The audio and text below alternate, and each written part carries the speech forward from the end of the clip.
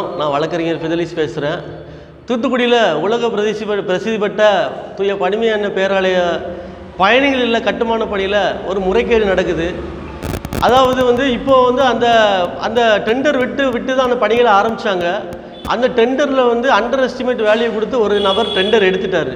Tender எடுத்த நபருக்கு ஃபேவராக இவங்களே ஒரு கருக்குழுன்னு ஒரு குழுவை வச்சு அந்த கருக்குழு தீர்மானம் பண்ணி ரூபாய் 30 லட்சம் ரூபாயை அந்த கன்ஸ்ட்ரக்ஷனுக்கு இப்போ திரும்ப கொடுத்துருக்காங்க.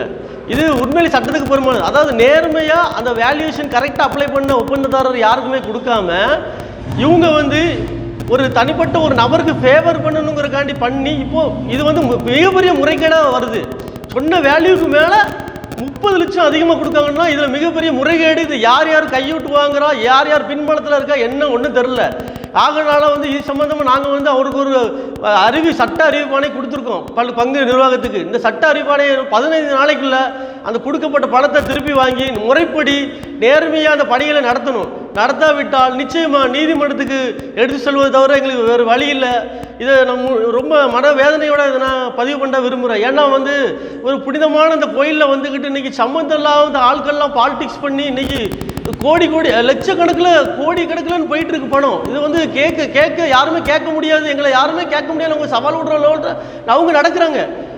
நிச்சயமாக நாங்கள் இப்போ இளைஞர்கள் எல்லாருமே துணையாக இருக்காங்க. நாங்கள் நிச்சயமாக சம்மந்தமாக எடுத்து இதை நாங்கள் பெரிய லெவலில் போராட்டமாக கொண்டு போக கூட தயங்க மாட்டோம்.